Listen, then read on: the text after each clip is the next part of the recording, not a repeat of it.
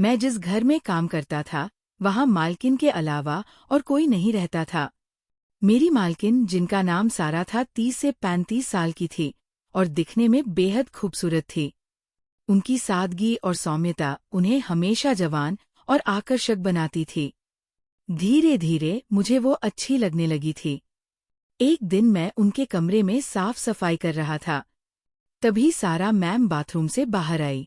उन्होंने बाथरूम पहन रखा था, लेकिन अचानक गीले फर्श पर उनका पैर फिसल गया और वह गिर गई। वह थोड़ी असहज हो गई और दर्द में थी। मैंने फौरन दौड़कर उनकी मदद की। मैंने उन्हें सहारा दिया और धीरे से उठाकर कमरे में बिस्तर तक ले गया। उनके इस करीब आने से मेरे मन में उनके लिए और भी अधिक सम्मान और अपनापन महसूस हुआ। मेरा नाम करण है और मैं 23 साल का एक मेहनती नौजवान हूँ। हम 2 भाई बहन अपनी माँ के साथ हिमाचल प्रदेश के एक छोटे से गांव में रहते थे। 4 साल पहले मेरे पिताजी का निधन हो गया था। मेरी माँ ने अकेले ही हम दोनों की परवरिश की। पिताजी की गरीबी के कारण उनका सही इलाज नहीं हो पाया था। माँ ने दूसरों के घरों में काम करके हमें पाला, पर मुझे ज्यादा पढ़ने का मौका नहीं मिला। लेकिन मैं अपनी छोटी बहन को अच्छी शिक्षा दिलाना चाहता था। कुछ समय बाद माँ की तबीयत खराब रहने लगी। मैं उन्हें आराम करने के लिए कहता, पर वो कहती कि काम नहीं करेंगी तो घर कैसे चलेगा। उनकी बात सुनकर मैं बहुत दुखी होता था। मैं भी स्थानीय काम करता था, पर उससे घर खर्च भी मुश्किल से चलता था। इसलिए मैंने फैसला किया कि मैं मुंबई जैसे बड़े शहर जाकर काम ढूंढूंगा। माँ की मंजूरी मिलने के बाद मैं शहर के लिए निकल पड़ा। मुंबई पहुंचकर मुझे नौकरी ढूंढने में बहुत परेशानी हुई, क्योंकि मैं ज्यादा पढ़ा लिखा नहीं था। मेरे पास जो थोड़े बहुत पैसे थे वह भी खत्म होने को थे। एक दिन मैं उदास होकर एक पार्क में बैठा था। तभी एक सुंदर और शालीन महिला ने मुझे आवाज दी। वह मुझसे पूछने लगी कि क्या मैं काम की तलाश में हूँ। मैंने उन्हें अपना नामकरण बताया और अपनी परेशानी बताई। वह महिला, जो बाद में मेरी मालकिन सारा बनी, करीब 32 साल की लग रही थी और उनके चेहरे पर एक भोलापन था। उन्होंने कहा, अगर तुम काम करना चाहते हो तो मेरे घर आ जाओ। मैं तुम्हें अपने घर का काम दे दूंगी। मैंने तुरंत हामी भर दी। वह मुझे अपने घर ले गई, जो काफी बड़ा और सुंदर था। उन्होंने बताया, करण, आज से तुम मेरे घर का सारा काम करोगे। तुम्हें रहने और खाने की सुविधा मिलेगी और तुम्हें अच्छी तनख्वाह भी मिलेगी। मैंने उनसे पूछा, क्या आप यहाँ अकेली रहती हैं? उन्होंने बताया कि हाँ, वो अकेली रहती है और उन्हें मुझ में ईमानदारी दिखी है। मैंने उन्हें भरोसा दिलाया कि मैं पूरी ईमानदारी से काम करूंगा। उनका नाम सारा था। उन्होंने मुझे घर का काम समझाया और रहने के लिए एक छोटा सा कमरा दिया। सारा मैम रोज सुबह 9 बजे ऑफिस के लिए निकल जाती थी। मैं उनके जाने से पहले नाश्ता तैयार कर देता था। धीरे धीरे मैं घर के कामों को अच्छे से संभालने लगा।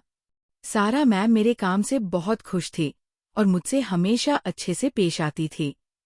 मुझे भी उनके साथ काम करके अच्छा लगता था। उनके चेहरे पर एक आत्मविश्वास भरी मुस्कान होती थी। वक्त गुजरता गया और मुझे वहां काम करते हुए 5 महीने हो गए। मुझे अच्छी तनख्वाह मिलती थी, जिसमें से मैं अपना खर्च निकालकर बाकी पैसे घर भेज देता था। मैं अपनी नौकरी को लेकर बहुत गंभीर था। जब सारा मैम घर पर होती थी तो वह मुझसे खूब बातें करती थी। मुझे कभी ऐसा महसूस नहीं हुआ कि मैं उनका नौकर हूँ, बल्कि एक पारिवारिक सदस्य जैसा महसूस होता था। एक रात मैंने खाना लगाया। सारा मैम ने कहा, करण, तुम भी अपना प्लेट ले आओ और यही मेरे साथ बैठकर खा लो। उनके कहने पर मैं भी उनके साथ खाने बैठ गया। खाने के दौरान उन्होंने मुझसे मेरे परिवार के बारे में पूछा। मैंने महसूस किया कि वह मुझे एक गहरी और भावुक नज़र से देख रही थी। मेरे मन में भी ये सवाल उठा कि वह इतनी काबिल और अच्छी होते हुए भी अकेली क्यों है। खाना खाने के बाद हम अपने अपने कमरे में चले गए। थोड़ी देर बाद मुझे सारा मैम के कमरे से दबी हुई सिसकियों की आवाज़ सुनाई दी। वह रो रही थी। मुझे ये बात बहुत अजीब लगी, क्योंकि वह हमेशा खुश रहती थी। मैंने सोचा कि जाकर पूछूं। पर रात का समय देखकर मैं रुक गया और सो गया। अगले दिन मैंने देखा कि वो उदास है और मुझे ही देखे जा रही थी। वह नहाने के लिए बाथरूम गई। मैं बाहर आंगन में पोछा लगा रहा था। कुछ देर बाद वो बाहर आई और उनका पैर फिसल गया। मैंने दौड़कर उन्हें उठाया और उनके कहने पर कमरे तक छोड़ा। उनके कमरे से बाहर आते ही मैंने खुद को संभाला। मैं जवान था और उनके लिए मेरे मन में सम्मान के साथ साथ एक गहरा लगाव भी था। अगले 3 दिन तक सारा मैम पहले से ज्यादा उदास रहने लगी।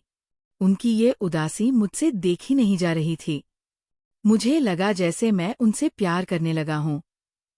पर नौकरी खोने के डर से मैं उनसे बात नहीं कर पा रहा था। एक रात मुझे फिर से उनके रोने की आवाज सुनाई दी। इस बार मैंने तय किया कि मैं उनसे पूछकर ही रहूंगा। मैं उनके कमरे के पास गया और दरवाजा खटखटाया तो रोने की आवाज बंद हो गई। मैं इंतजार करता रहा। थोड़ी देर बाद सारा मैम ने दरवाजा खोला। उन्होंने नाइटी पहन रखी थी और उनके चेहरे पर उदासी साफ झलक रही थी। उन्होंने पूछा, कर्ण, इतनी रात को क्या हुआ? मैंने कहा, मैम, आपकी उदासी अब मुझसे देखी नहीं जा रही है। मैं जानना चाहता हूँ कि बात क्या है। ये सुनकर वह मेरा हाथ पकड़कर कमरे के अंदर ले गई और मुझे बैठने को कहा।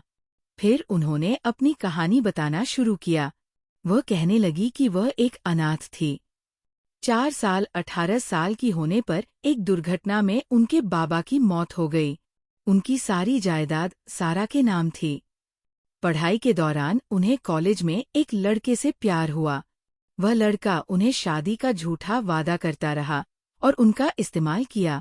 जब सारा प्रेग्नेंट हुई और उन्होंने शादी की बात की तो उस लड़के ने साफ मना कर दिया और उन्हें अकेला छोड़ दिया।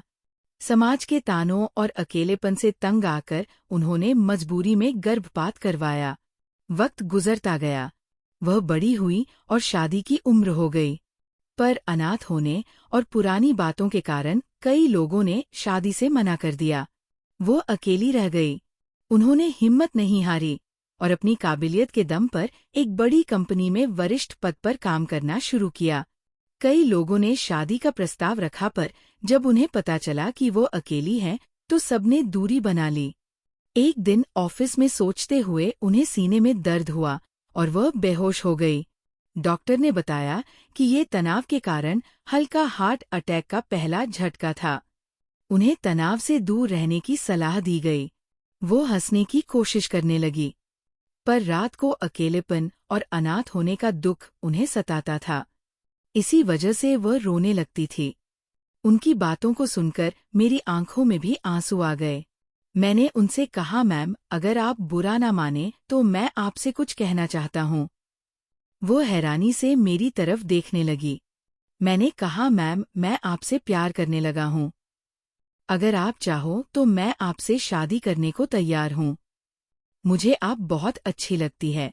सारा मैम ने मेरा हाथ पकड़ लिया और कहने लगी, क्या तुम सच कह रहे हो? मैंने उन्हें पूरा यकीन दिलाया।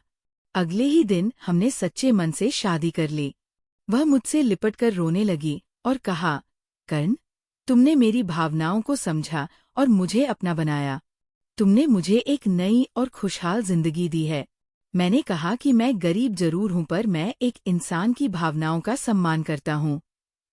हमारी शादी के बाद सुहागरात पर मैंने सारा से कहा कि मैं चाहता हूं कि हमारी इस नई जिंदगी की शुरुआत वो खुद करें, क्योंकि मैं उन्हें हमेशा खुश देखना चाहता हूं। उन्होंने मेरा हाथ पकड़ा और हमने एक दूसरे के प्रति अपने प्रेम और सम्मान को व्यक्त किया। हम दोनों ने एक दूसरे को जीवन साथी के रूप में स्वीकार किया। जब सुबह हुई तो मैंने देखा कि मेरी पत्नी सारा के चेहरे पर फिर से वही पुरानी सच्ची मुस्कान झलक रही थी। ये देखकर मुझे बहुत अच्छा लगा। फिर सारा ने मुझसे कहा कि मैं अपने परिवार को सब कुछ बताकर यहाँ ले आऊं, ताकि हम सब एक साथ खुशी खुशी रह सकें। मैं अपने गांव गया और माँ बहन को सारा सच बताया और उन्हें अपने साथ ले आया। अब हम सब लोग यहाँ खुशी खुशी रहते हैं। तो दोस्तों, ये थी प्यार और उम्मीद की हमारी कहानी। अगर आपको ये कहानी पसंद आई हो और आपने इससे कुछ सीखा हो तो लाइक कर दें और हमारे चैनल को भी सब्सक्राइब कर लें। मिलते हैं अगली वीडियो में। तब तक के लिए धन्यवाद।